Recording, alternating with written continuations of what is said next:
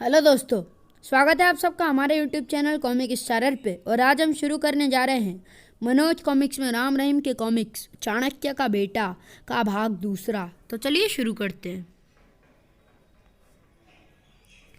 कुछ ही क्षणों में राम छत से उल्टा लटका झूले की भांति इधर उधर झूल रहा था। ये सब क्या है? क्यों मुझे परेशान कर रहे हो? मैंने तुम्हारा क्या बिगाड़ा है? 2 करोड़ का सोना कहाँ है? मुझे किसी सोने के बारे में नहीं मालूम।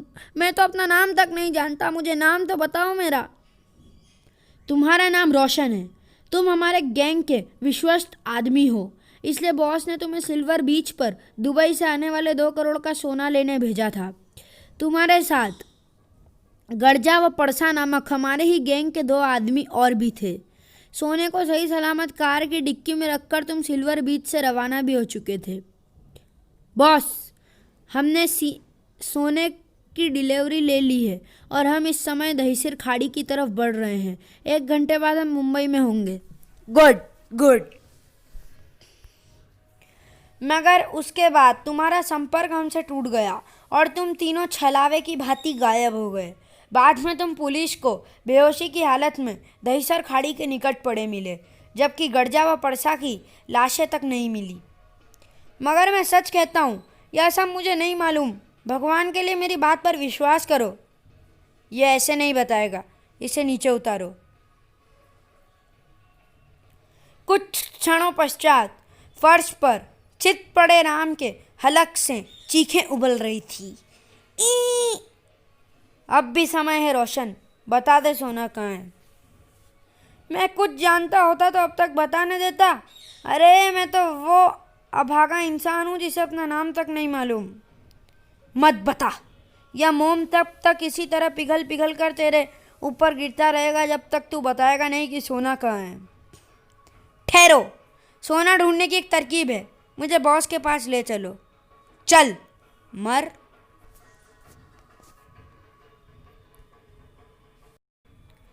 मूल चंदानी की आंखें सोचने के अंदाज में सुकड़ी हुई थी।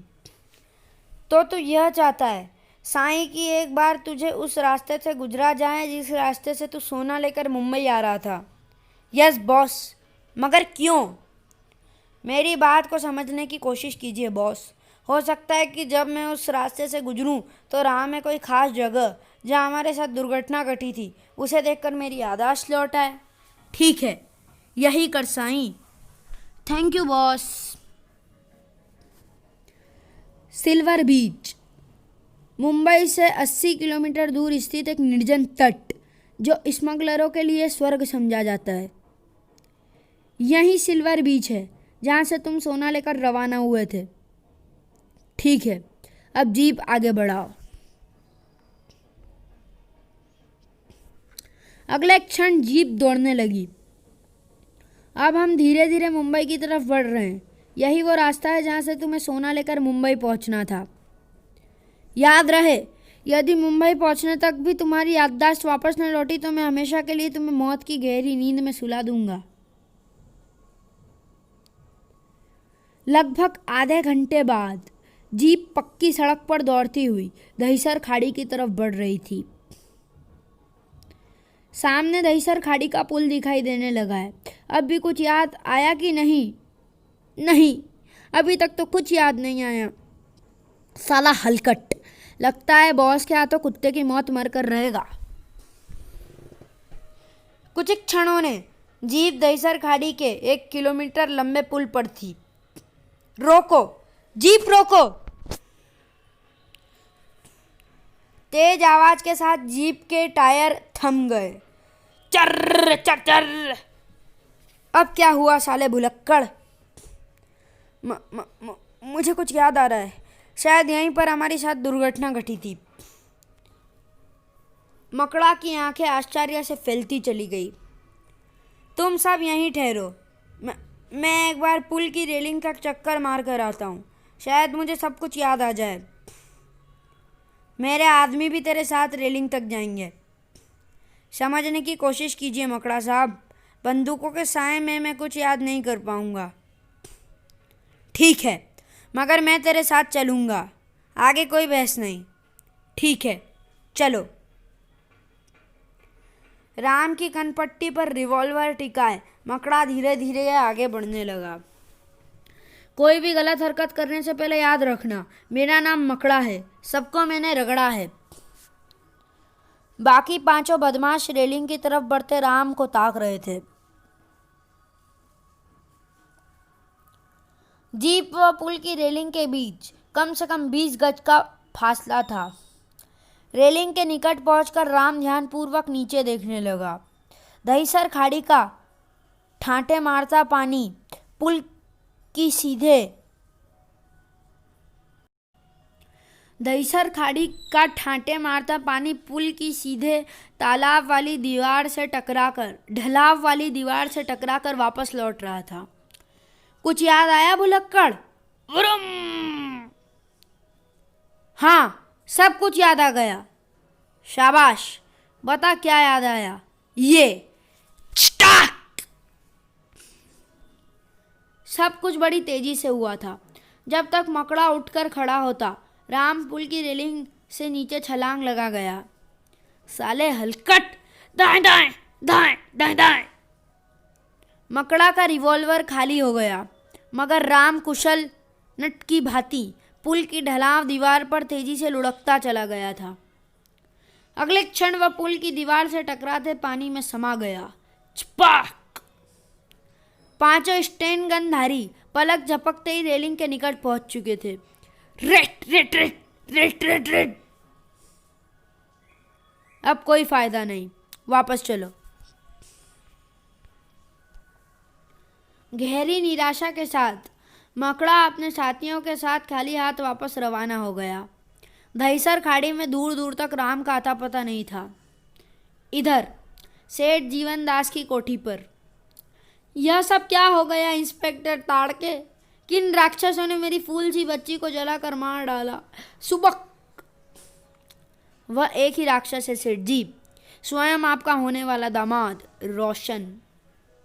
मगर रोशन तो कोमल को दिल की गहराइयों से प्यार करता था, वह भला अपने दिल के टुकड़े को क्यों मारेगा? मत भूलिए सेठ जी, वह इस समय अपनी याददाश्त गंवाए हुए हैं, और याददाश्त गंवाया हुआ व्यक्ति कभी भी जनूनी अवस्था में खतरनाक रूप अख्तियार कर लेता है। रोशन ने उसी जनूनी अवस्था में कोमल की हत्या की है।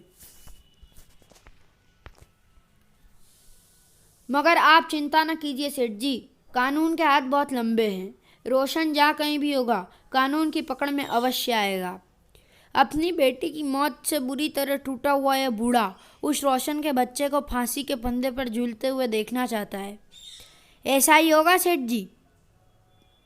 इधर राजनगर में आ गया बेटे, कहाँ है मेरा राम?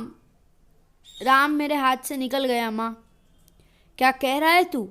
देख, मुझे और न सता, यह जरूर तुम दोनों की कोई नई शैतानी है। जब तक तुम मुझे परेशान नहीं कर लेते तुम्हें चैन थोड़ी ही पड़ता। नहीं माँ, इस बार हमने तुम्हें परेशान करने के लिए कोई नया नाटक नहीं किया। तू पहले मेरी पूरी बात तो सुन। तत्पश्चात रहीम मुंबई में घटी सारी घटना राधा देवी को सुनाता चला गया। काश मैं सेठ जीवनदास की कोठी पर थोड़ा जल्दी पहुंच गया होता। न जाने कहाँ होगा मेरा लाल। सार्वजनिक अपील। सूचित किया जाता है कि यह लड़का अपनी याददाश्त खो चुका है और मुंबई में सेठ जीवनदास की बेटी कोमल का मर्डर करके भागा है। कृपया ऐसे खतरनाक मुजरिमों को पकड़वाने में मुंबई पुलिस की सहयोग करें। सूचना देने वाले को उचित इनाम दिया जाएगा। अपील करता मुंबई पुलिस। इश्तिहार पढ़कर बिच्छू काटे सा उछला था राम। बिच्छू काटे सा उछला था राम। हे भगवान, यह तो मेरे ही बारे में लिखा है और मेरा फोटो भी सार्वजनिक कर दिया गया है। दहीसर खाड़ी में कूदने के बाद किसी तरह छुपते छिपाते राम मुंबई के दादर रेलवे स्टेशन पर पहुंचा था और अपील में जिस सेठ जीवनदास के बारे में लिखा गया है, यह तो वही है जो मुझे अपना होने वाला दामाद बताकर अपनी कोठी पर ले गया था। पर मैंने उसकी बेटी को नहीं मारा, ये बात सिर्फ मैं जानता हूँ। लेकिन लोग इस बात को थोड़े ही समझेंगे। मुझे फ़ौरन पैसेंजर ट्रेन की जगह मालगाड़ी में छिप जाना चाहिए।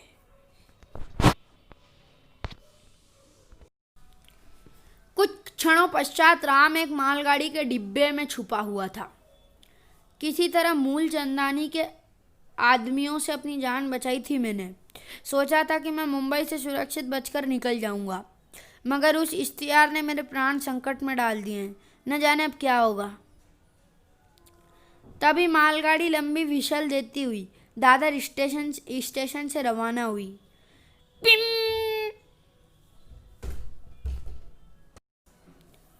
राम ने चैन की लंबी सांस ली और फिर आंखें मूंद कर डिब्बे की दीवार से पीठ टिका कर बैठ गया।